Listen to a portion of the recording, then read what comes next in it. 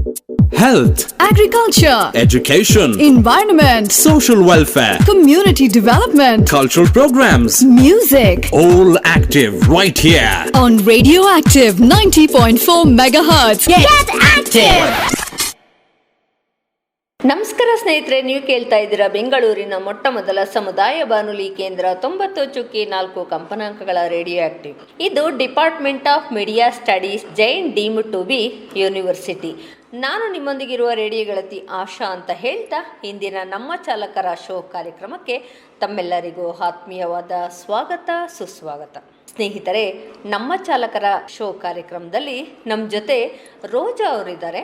ರೋಜಾ ಅವರು life journey ಬಗ್ಗೆ ಹಾಗೆ ಅವರು ಪಟ್ಟಂತಹ ಕಷ್ಟಗಳ ಬಗ್ಗೆ ನಮ್ಮೊಟ್ಟಿಗೆ ತಿಳಿಸ್ಕೊಡೋದಕ್ಕೆ ರೆಡಿ ಇದ್ದಾರೆ.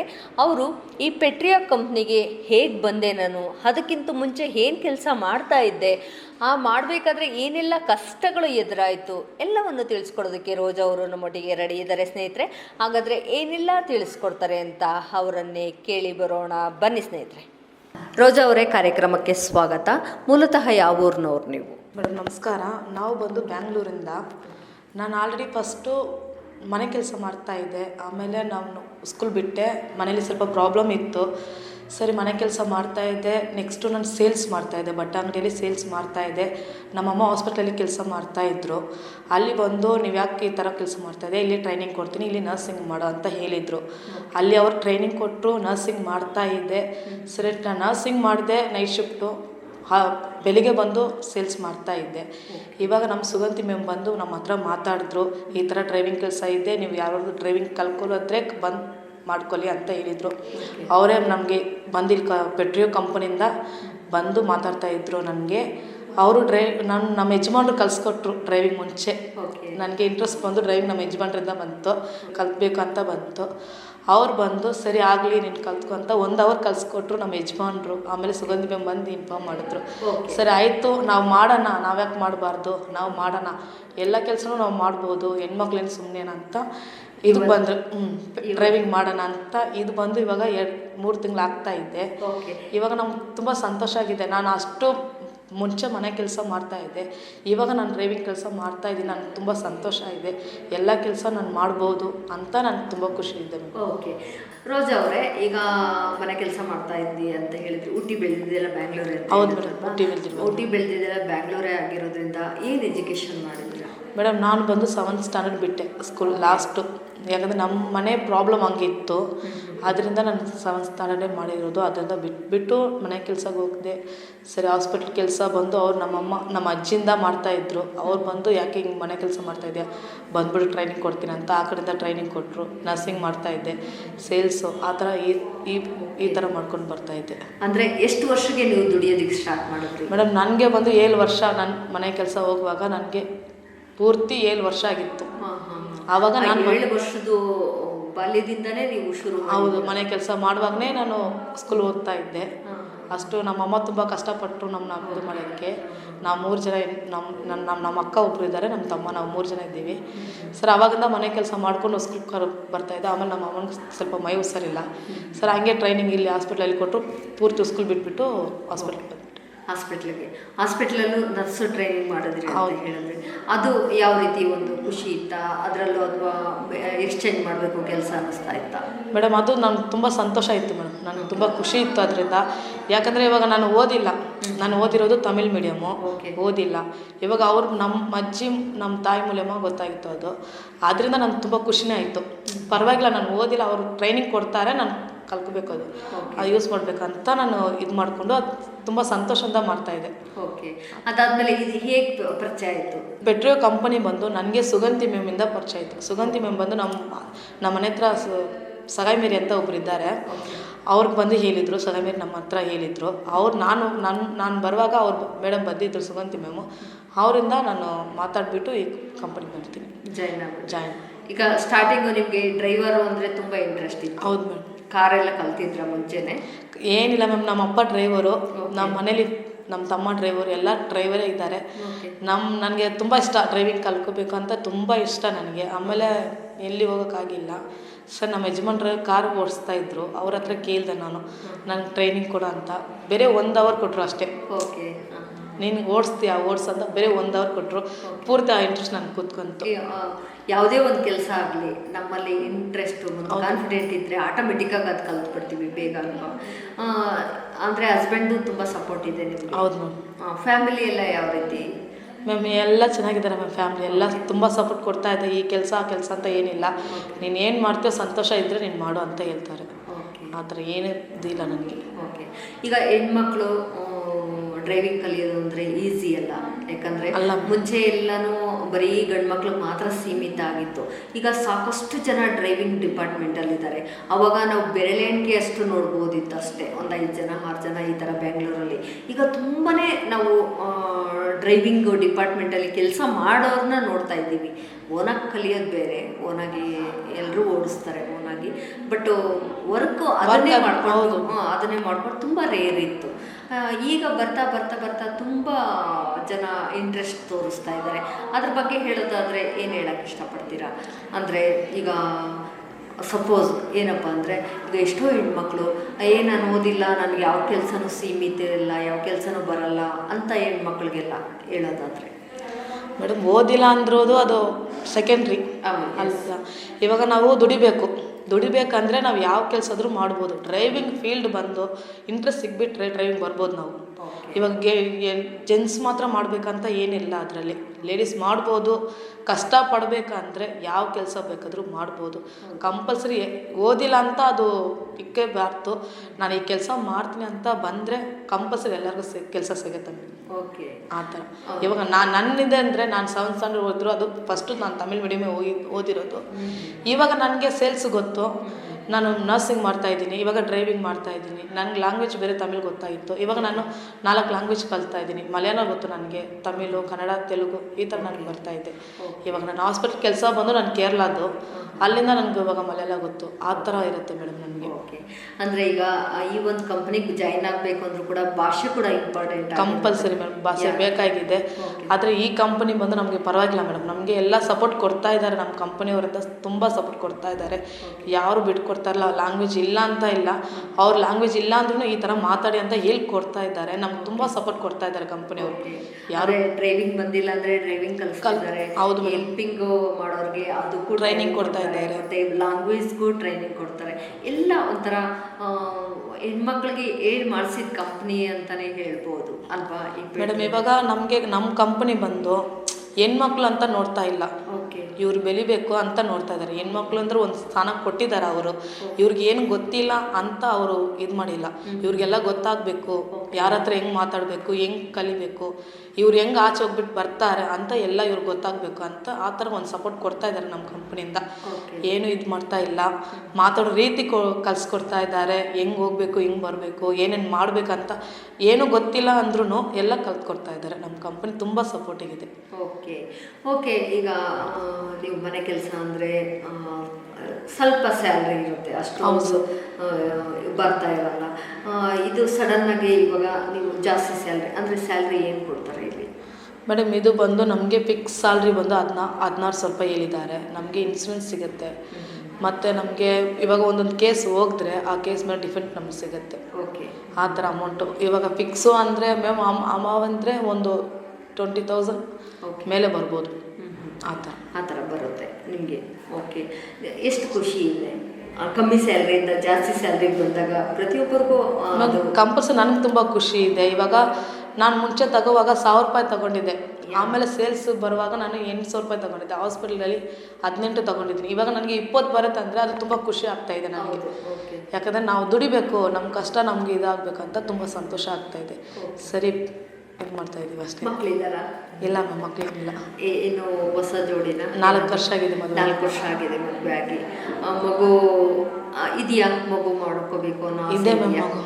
ಓಕೆ, ಈಗ ಗಂಡ ಹೆಂಡತಿ ಇಬ್ಬರೇ ಇರೋದ್ರಿಂದ ನಿಮ್ಗೆ ಯಾರ ಮೇಲೂ ಜವಾಬ್ದಾರಿ ಇಲ್ಲ. ಮಕ್ಕಳಿದ್ದಿದ್ರೆ ಓದಿಸ್ಬೇಕಪ್ಪ, ಬೆಳೆಸ್ಬೇಕಪ್ಪ ಅನ್ನೋ ಒಂದು ತುಂಬ ಕಷ್ಟ ಅನಿಸಿರೋದು. ಇಬ್ಬರೇ ಹಸ್ಬೆಂಡ್ ದುಡಿತಾರ? ಡ್ರೈವಿಂಗ್ ಮಾಡ್ತಾ ಇದ್ದಾರೆ. ಅವರು ಕೂಡ ಡ್ರೈವಿಂಗ್ ಮೇಡಮ್. ಹಂಗಿಲ್ಲ, ಇವಾಗ ಮಕ್ಕಳು ಇಲ್ಲ ಅಂತಲ್ಲ, ನನ್ನ ಫ್ಯಾಮಿಲಿ ನಾನು ನೋಡ್ತಾ ಇದ್ದೀನಿ. ನಮ್ಮ ಅಮ್ಮ ಫ್ಯಾಮಿಲಿ ನಾನು ನೋಡ್ತಾ ಇದ್ದೀನಿ. ಅಂದರೆ ಫ್ಯಾಮಿಲಿ ಕೂಡ ನಿಮ್ಮ ಜೊತೆಗೆ ಸಾಕ್ತಾ ಇದ್ದೀನಿ. ನಾನು ನಮ್ಮ ಫ್ಯಾಮಿಲಿ, ನಮ್ಮ ತಮ್ಮ ಸಪ್ರೇಟ್ ಆಗಿದ್ದಾನೆ, ನಮ್ಮ ಅಕ್ಕ ಸಪ್ರೇಟ್ ಆಗಿದ್ದಾರೆ, ನಮ್ಮ ಅಪ್ಪ ನಮ್ಮಮ್ಮ, ನಾವು 3 ಜನ ನೋಡ್ತಾ ಇದ್ದೀವಿ. ಅವ್ರ ಫ್ಯಾಮಿಲಿ ನಾನು ನೋಡಬೇಕಂತ Okay. ಜವಾಬ್ ನನಗಿದೆ. ಆ ಜವಾಬ್ದಾರಿ ಕೂಡ ಹೊತ್ಕೊಂಡಿದ್ದೀರಾ? ಆ ಜವಾಬ್ದಾರಿ ನನಗಿದೆ. ಓಕೆ. ನೀವು ಫ್ಯಾಮಿಲಿಯಲ್ಲಿ ಎಷ್ಟು ಜನ ಇದ್ದೀರಾ ಮನೆಯಲ್ಲಿ, ನಿಮ್ಮ ಮನೇಲಿ ಈಗ ಪ್ರೆಸೆಂಟ್? ಮೇಡಮ್ ನಾನು ಫ್ಯಾಮಿಲಿಯಲ್ಲಿ ಅಂದರೆ ಇವಾಗ ನಾನು ನಮ್ಮ ಮನೆ ಮೈಸೂರಲ್ಲಿಂದ ಅಮ್ಮ ಮನೇಲಿ ಬಂದಿದ್ದೀನಿ. ಓಕೆ. ನಾನು ನಮ್ಮಮ್ಮ, ನಮ್ಮ ಯಜಮಾನ್ರು, ನಮ್ಮ ತಂದೆ, ಓಕೆ. ಅಷ್ಟೇ ಇರೋದು ಮೇಡಮ್ ನಮ್ಮ ಮನೇಲಿ. ನಮ್ಮ ತಮ್ಮ ಅಂದರೆ ನೀವು ಗಂಡ ಹೆಂಡತಿ ಸಪ್ರೇಟಾಗಿ ಇಲ್ವಾ? ಹಸ್ಬೆಂಡು ನೀವು ಒಟ್ಟಿಗೆ ಫ್ಯಾಮಿಲಿ ಇದ್ದಾರೆ? ಸ್ವಲ್ಪ ಪ್ರಾಬ್ಲಮ್ ಆಗಿದೆ. ಓಕೆ. ಹಸ್ಬೆಂಡ್ ಇಲ್ಲ, ಆದ್ದರಿಂದ ಇವಾಗ ನಾನು ಅಮ್ಮ ಮನೆಗೆ ಬಂದಿದ್ದೀನಿ. ಓಕೆ. ಆಯ್ತು, ಇವಾಗ 3 ತಿಂಗಳಾಗ್ತಾಯಿದೆ ನಮ್ಮ ಅಮ್ಮ ಮನೆಗೆ ಬಂದು ನಾನು. ಓಕೆ. ಸೆಟ್ ಆಗಿಲ್ಲ ಅಂದರೆ ಏನೂ ಮಾಡೋಕ್ಕಾಗಲ್ಲ ಅಲ್ವಾ? ಈಗ ಯಾಕಂದ್ರೆ ಅವ್ರು ಬಂದು ನಮ್ಮ ಅಮ್ಮ ಮನೆ ನೋಡಬಾರ್ದು ಅಂತ ಅವರು ಇರ್ತಾರೆ, ಮತ್ತು ಅವ್ರ ಫ್ಯಾಮಿಲಿ ಮಾತ್ರ ನಾವು ಯಾಕೆ ನೋಡಬೇಕು? ನೋಡಿದ್ರೆ 2 ಫ್ಯಾಮಿಲಿ ನಾನು ನೋಡ್ತೀನಿ, ನಮ್ಮ ಅಮ್ಮ ಫ್ಯಾಮಿಲಿ ನೋಡ್ತೀನಿ, ನಿಮ್ಮ ಫ್ಯಾಮಿಲಿ ನೋಡ್ತೀನಿ ಅಂತ ನಾನು ಇದ್ದೀನಿ. ಓಕೆ. ನಿಮ್ಮ ಫ್ಯಾಮಿಲಿ ನಾನು ಬಿಟ್ಕೊಡಲ್ಲ, ಆದರೆ ನಮ್ಮ ಅಮ್ಮ ಫ್ಯಾಮಿಲಿ ನಾನು ಬಿಟ್ಕೊಡಲ್ಲ. ಅಮ್ಮ ಮನೆಗೆ ಹೋಗ್ಬಾರ್ದು ಅಂತ ಹೇಳ್ತಾರೆ, ನಾನು ಹೋಗ್ತೀನಿ. ನನ್ನ ಎತ್ತಿದ್ದಾರೆ, ಕಷ್ಟಪಟ್ಟು ಬೆಳ್ತಿದ್ದಾರೆ ನನ್ನ, ನಾನು ಯಾಕೆ ಬಿಟ್ಕೊಡ್ಲಿ? ಹೌದು. ಎಷ್ಟು ಕಷ್ಟಪಟ್ಟಿದ್ದಾರೆ, ನಾನು ತಿನ್ನೋ ಊಟ ಅಂತ ನಮ್ಗೆ ತುಂಬ ಕಷ್ಟಪಟ್ಟಿದ್ದಾರೆ, ನಾನು ಯಾಕೆ ಬಿಟ್ಕೊಡ್ಲಿ ಅಂತ ನಾನು ಇದಾಗಿದ್ದೇನೆ. ಅಂದರೆ ನಿಮ್ಮ ಸಂಪಾದನೆ ಅಲ್ಲಿ ಹೋಗ್ತಾ ಇದ್ದೆ, ನಿನ್ನ ಅಮ್ಮ ನಾವು ನೋಡ್ತಾ ಇಲ್ಲ ಅಂತ ಅವ್ರು ಇದು ಮಾಡ್ತಾರೆ. ನಾನು 2 ಕಡೆ ನೋಡ್ತಾ ಇದ್ದೀನಿ. ಒಂದು ಕಡೆ ನೋಡ್ಕೊಳ್ಳಿ ಅಂತ ಹೇಳಿ, ಅದೇ ನಾನು 2 ಕಡೆ ನೋಡ್ತಾ ಇದ್ದೀನಿ. ನಾನು ನಿನ್ನ ಸಂಪಾದನೆ ನಾನು ಕೇಳಿಲ್ಲ, 1 ರೂಪಾಯಿ ನಾನು ಕೇಳ್ತಾ ಇಲ್ಲ. ಆದರೆ ನಾನು ಬಂದು ನಿನ್ಗೂ ನೋಡ್ತೀನಿ, ನಮ್ಮ ಅಮ್ಮನಿಗೂ ನೋಡ್ತೀನಿ. ಅವ್ರನ್ನ ನಾನು ಯಾರಿಗೂ ಬಿಟ್ಕೊಡಲ್ಲ. ನಿಮ್ಮ ಮದುವೆ ಮಾಡ್ಕೊಂಡಿದ ತಕ್ಷಣ ಅವ್ರನ್ನ ಯಾರಿಗೂ ಬಿಟ್ಕೊಡಲ್ಲ. ವಾರ್ ನಡೀತಾ ಇದೆ ಅಂದರೆ ಸಂಪೂರ್ಣವಾಗಿ ಏನು ಡಿವೈಡ್ ಆಗಿಲ್ಲ? ಇಲ್ಲ ಇಲ್ಲ. ಓಕೆ. ಸ್ವಲ್ಪ ಚಿಕ್ಕ ಸಣ್ಣ ಪುಟ್ಟ ಪ್ರಾಬ್ಲಮ್ಸ್ ಅಷ್ಟೇ. ಅದೆಲ್ಲರೂ ಅದು ಒಂದು ಕಾಮನ್ ಮ್ಯಾಮ್. ಅದು ಒಂದು 2 ದಿವಸ 3 ದಿವಸ ಅಷ್ಟೇ, ಇದು ಸರಿಯಾಗಿ ಬಿಡುತ್ತೆ ಅಂತ ನಾನು ಇದಾಗ್ತೀನಿ. ಅಮ್ಮ ಮನೇಲಿ ಇದ್ದೀರಾ ಈಗ? ಹಸ್ಬೆಂಡು ಅವ್ರ ಮನೇಲಿದ್ದಾರೆ. ಓಕೆ. ಆದಷ್ಟು ಬೇಗ ಒಂದಾಗಿ ಏನೇ ಪ್ರಾಬ್ಲಮ್ಸ್ ಇದ್ದರೂ ಸಾಲ್ವ್ ಮಾಡ್ಕೊಳ್ಳಿ. ಏಕೆಂದರೆ ಹೆಣ್ಮಕ್ಳಿಗೆ ಹೇಳೋದಾದರೆ ಏನು ಹೇಳೋಕ್ಕೆ ಇಷ್ಟಪಡ್ತೀರಾ? ನೋಡಿ, ಈ ಥರದವರು ಇರ್ತಾರೆ. ಈಗ ಅಪ್ಪ ಅಮ್ಮನ ನೋಡ್ಕೋಬಾರ್ದು, ನಮ್ಮ ಅಪ್ಪ ಅಮ್ಮಗೆ ಮಾತ್ರ ನೀನು ಸೀಮಿತ, ನಮ್ಮ ಮನೆಗೆ ಬಂದುಬಿಟ್ಟಿದೀಯಾ, ನಮ್ಮ ಜವಾಬ್ದಾರಿ ನೀನು, ನಮ್ಮ ಫ್ಯಾಮಿಲಿ ಮಾತ್ರ ನೋಡಬೇಕು, ಈ ಥರ ಎಲ್ಲ ಸಾಕಷ್ಟು ಫ್ಯಾಮಿಲಿಲಿ ಬರ್ತಾ ಇರುತ್ತೆ. ಅಂಥವ್ರಿಗೆಲ್ಲ ಏನು ಹೇಳೋಕ್ಕೆ ಇಷ್ಟಪಡ್ತೀನಿ? ಮೇಡಮ್, ಇವಾಗ ನಮ್ಮ ಫ್ಯಾಮಿಲಿ ಮಾತ್ರ ನೋಡ್ಬೇಕಂತ ಹೇಳ್ತಾ ಇಲ್ಲ ನಾನು. ನೋಡಿದ್ರೆ ಇವಾಗ ನಮ್ಮ ಅತ್ತೆ ಫ್ಯಾಮಿಲಿನೂ ನಾನು ನೋಡಬೇಕು, ನಮ್ಮ ಅಮ್ಮ ಫ್ಯಾಮಿಲಿ ನೋಡಬೇಕು. ಈ ಫ್ಯಾಮಿಲಿ ಬಿಟ್ಟು ಆ ಫ್ಯಾಮಿಲಿ ನೋಡಬಾರ್ದು, ಆ ಫ್ಯಾಮಿಲಿ ಬಿಟ್ಟು ಈ ಫ್ಯಾಮಿಲಿ ನೋಡಬಾರ್ದು. 2 ನಮಗೆ ಜವಾಬ್ದಾರಿ ಇದೆ. ಓಕೆ. ನಮ್ಮ ತಾಯಿ ಅಂದ್ರೂ ಒಂದೇ, ಅವ್ರ ತಾಯಿ ಅಂದ್ರೂ ಒಂದೇ ಅಲ್ವಾ? ಎಲ್ಲರನ್ನೂ ನೋಡ್ಕೋಬೇಕು. ಹೆಣ್ಮಕ್ಳು ಆದರೆ ಎಲ್ಲರನ್ನೂ ನೋಡ್ಕೋಬೇಕು. ಸ್ವಲ್ಪ ಬಿಟ್ಟು ಹೋಗಬೇಕು. ಏನಾದರೂ ಪ್ರಾಬ್ಲಮ್ ಇದ್ರೂ ಸ್ವಲ್ಪ ಬಿಟ್ಕೊಡ್ಬೇಕು. ಸ್ವಲ್ಪ ತಾಳ್ಮೆ ಎದುರು ಹೋಗಿದ್ರೆ ಎಲ್ಲ ನಡೆಯುತ್ತೆ. ಎದ್ದೂ ಇದಾಗಲ್ಲ. ತಾಯಿ ನೋಡಬೇಡ ಅಂತ ಹೇಳಿದ್ರೆ ಅದು ಹೇಳ್ಬೇಕು ಅವ್ರಿಗೆ, ಇಲ್ಲ ನಾನು ನೋಡ್ತೀನಿ, ನಿಮ್ಮನ್ನ ನೋಡ್ತಾರ, ಅವ್ರನ್ನ ನಾನು ನೋಡ್ತೀನಿ ಅಂತ ಹೇಳ್ಬೇಕು. ಇದು ಒಂದು ಮಾತು ಹೇಳ್ತೀನಿ ಮೇಡಮ್, ಯಾರು ಬಿಟ್ಕೊಡ್ಬೇಡಿ ಅಂತ ಹೇಳ್ತೀನಿ. ತಾಯಿ ಮನೆ ಬಿಟ್ಕೊಡ್ಬೇಡಿ, ಅತ್ತೆ ಮನೆಯೂ ಬಿಟ್ಕೊಡ್ಬೇಡಿ ಅಂತೀನಿ. ಅದು ಈಗ ಡಿವೈಡ್ ಆಗಿರೋದ್ರಿಂದ ನಿಮ್ಮ ಮನಸ್ಸಿಗೆ ಏನಾದರೂ ಅನ್ನಿಸ್ತಾ ಇತ್ತಾ? ಯಾಕೆ ನಾನು ಜಗಳ ಮಾಡಿಕೊಂಡೆ, ನಮ್ಮ ಹಸ್ಬೆಂಡ್ ನನ್ನ ಜೊತೆ ಇರಬೇಕು, ಈ ಥರ ಸಮಥಿಂಗ್ ಎಲ್ಲ ಹೆಣ್ಮಕ್ಳಿಗೂ ಬರೋ ಅಂಥದ್ದು ನನಗೆ ಇದೆ ಮೇಡಮ್. ನಾನು ಯಾಕಂದರೆ ಇವಾಗ ನಮ್ಮ ಯಜಮಾನ್ರು ಬಂದು ಅವ್ರ ತಾಯಿ ಮಾತು ಕೇಳ್ಕೊಂಡು ಜಗಳ ಆಗ್ತಾ ಇದ್ದಾರೆ. ಅವ್ರ ತಾಯಿ ಮಾತು ಕೇಳಿಲ್ಲ ಅಂದರೆ ಅವ್ರು ತುಂಬ ಚೆನ್ನಾಗಿ ಚೆನ್ನಾಗಿ ನೋಡ್ಕೊಂಡ್ರು. ಈ 4 ವರ್ಷದಿಂದ ನಾನು ಚೆನ್ನಾಗಿ ನೋಡಿಕೊಂಡ್ರು. ನನಗೇನು ಇದಿಲ್ಲ, ನಾನು ಏನು ಕೇಳ್ತೀನೋ ಅದೇ ಅವರು ಮಾಡ್ತಾ ಇರೋದು. ಇವಾಗ ಏನಕ್ಕೆ ಆ ಥರ ಮಾತಾಡ್ತಾ ಇದ್ದಾರೆ ಅಂತ ಗೊತ್ತಿಲ್ಲ. ಆದರೆ ನಾನು ತುಂಬ ಕಷ್ಟಪಡ್ತಾ ಇದ್ದೀನಿ. ನಮ್ಮ ಯಜಮಾನ್ರು ಬೇಕಂತ ತುಂಬ ಕಷ್ಟಪಡ್ತಾ ಇದ್ದೀನಿ, ಮಾತಾಡ್ತಾ ಇದ್ದೀನಿ. ಅವ್ರು ಏನು ಹೇಳಿಲ್ಲ. ಸರಿ ಆಗಲಿ ಇರಲಿ, ಸ್ವಲ್ಪ ಬಿಟ್ಕೊಡೋಣ, ಮಾತಾಡ್ತಾರೆ, ಇವಾಗ ಅರ್ಜೆಂಟ್ ಮಾಡಬೇಡಿ, ಅವ್ರೇನು ಡೈವರ್ಸ್ ಕೊಡೋಂತ ಮಾತು ಬಂತು ನನಗೆ. ಸರ್ ಹೋಗ್ಲಿ, ಇನ್ನೊಂದು ಸ್ವಲ್ಪ ಹೊತ್ತು ಹೋಗ್ಲಿ, ಇಷ್ಟು ಬೇಗ ಬೇಡ, ಇನ್ನೊಂದು 3 ತಿಂಗಳು ಹೋಗ್ಲಿ, ನೋಡೋಣ, ಹಂಗೆ ಇತ್ತಂದ ಆಮೇಲೆ ಏನಿದ್ದ ಅದು ನೋಡೋಣ. ಓಕೆ. ಅದರಿಂದ ಸ್ವಲ್ಪ ಬಿಟ್ಕೊಡ್ತಾ ಇದ್ದೀನಿ. ಈಗ ಡೈವರ್ಸ್ ಅಂತ ಹೇಳಿದ್ರಿ, ಡೈವರ್ಸ್ಗೆ ಕೇಳೋದಕ್ಕೆ ಕಾರಣ ಏನಿರಬಹುದು? ಅಥವಾ ಮಗು ಆಗಿಲ್ಲ ಅಂತನಾ? ಇದು ಕೆಲವೊಂದು ಇರುತ್ತೆ, ಅಥವಾ ನಮ್ಮ ಫ್ಯಾಮಿಲಿ ನೋಡಲ್ಲ ಅಂತನಾ?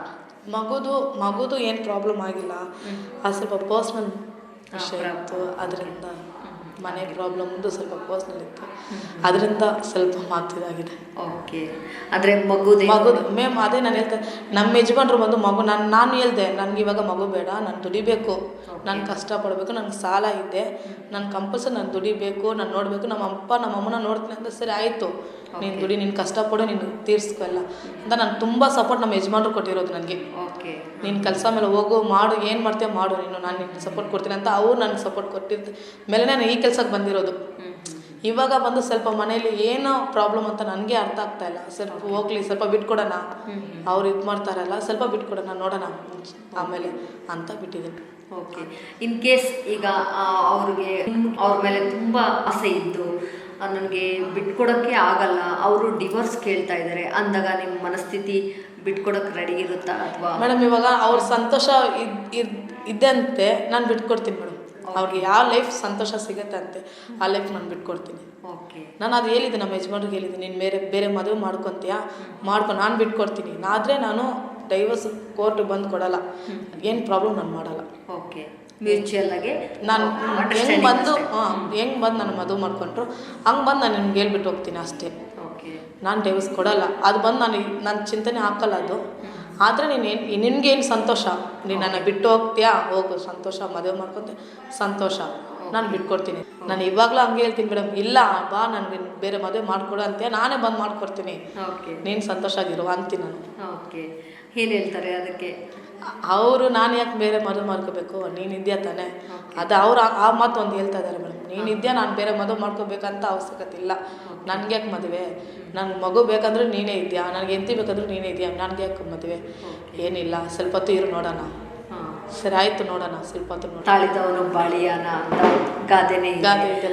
ಯಾವುದೇ ಕಾರಣಕ್ಕೂ ಪೇಷನ್ಸಿಂದ ನಾವು ಕಾಯಬೇಕು ಅಂತ ಹೇಳ್ತೀರ.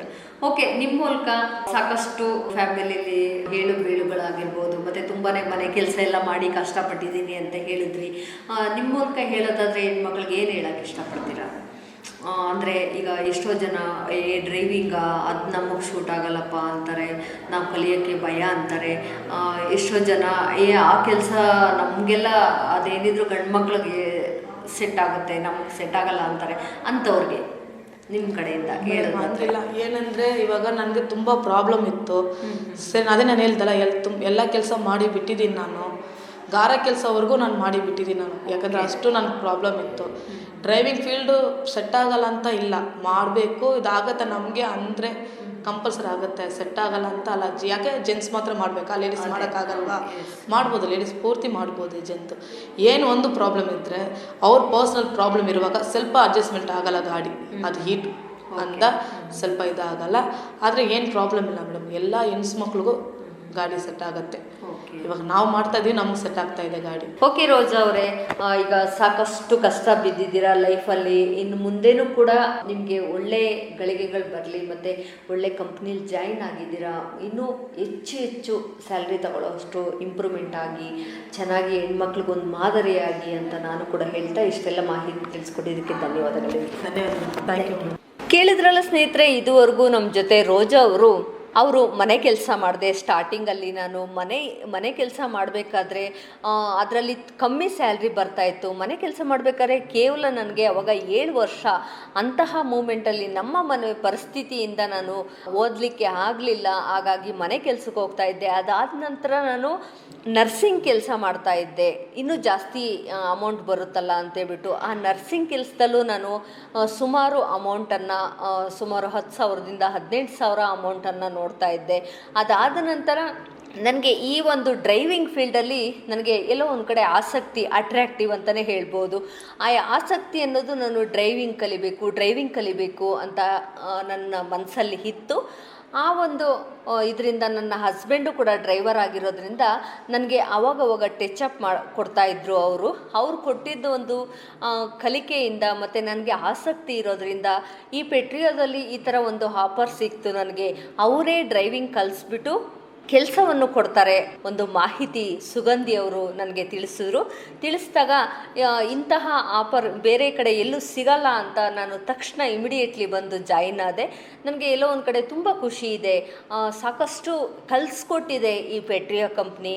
ನಮಗೀಗ ಅಲ್ಪ ಸ್ವಲ್ಪ ಡ್ರೈವಿಂಗು ಟಚ್ ಅಪ್ ಇತ್ತಷ್ಟೇ. ಬಟ್ ಇಲ್ಲಿಗೆ ಬಂದ ನಂತರ ನಾನು ತುಂಬಾ ಕಲ್ತಿದ್ದೀನಿ. ಸಾಕಷ್ಟು ಒಂದು ವಿಷಯಗಳನ್ನ ಕಲ್ತಿದ್ದೀನಿ ಅಂತಲೇ ಹೇಳ್ಬೋದು ಪೆಟ್ರಿಯೋ ಕಂಪ್ನಿಗೆ ಬಂದ ಮೇಲೆ. ಮತ್ತು ಇನ್ನೂ ಕೂಡ ಕಲಿಯೋದು ಸಾಕಷ್ಟು ಇದೆ, ಕಲಿತೀನಿ ಕೂಡ. ನನಗೆ ತುಂಬ ಆಸಕ್ತಿ ಇದೆ ಅಂತ ತಿಳಿಸ್ಕೊಟ್ಟಂತಹ ರೋಜಾ ಅವ್ರಿಗೆ ಧನ್ಯವಾದಗಳನ್ನು ಹೇಳ್ತಾ ಈ ಕಾರ್ಯಕ್ರಮ ಮುಗಿಸೋಣ. ಈ ಕಾರ್ಯಕ್ರಮ ನಿಮಗೆ ಇಷ್ಟ ಆಗಿದೆ ಅಂತ ನಾನು ಭಾವಿಸ್ತಾ, ನಿಮಗೆ ಇಷ್ಟ ಆಗಿದ್ದಲ್ಲಿ ನಮ್ಮ ಒಂದು ಫೇಸ್ಬುಕ್, ಇನ್ಸ್ಟಾಗ್ರಾಮ್, ಟ್ವಿಟರ್ ಹಾಗೆ ಸೌಂಡ್ಕ್ಲೌಡ್ ಆ್ಯಪ್ ಮೂಲಕ ಕಮೆಂಟನ್ನು ತಿಳಿಸಿ. ಹಾಗೆ radio active CR 90.4 MSZ Facebook ಪೇಜನ್ನು ಫಾಲೋ ಮಾಡಿ ಅಂತ ಹೇಳ್ತಾ ಧನ್ಯವಾದಗಳೊಂದಿಗೆ ನಾನು ನಿಮ್ಮ ರೇಡಿಯೋ ಗೆಳತಿ ಆಶಾ. ಮುಂದಿನ ಕಾರ್ಯಕ್ರಮದಲ್ಲಿ ಭೇಟಿಯಾಗೋಣ. It's for the community. It's by the community. It's our radio. Community Radio. Radioactive 90.4 megahertz. Get active. And check this out.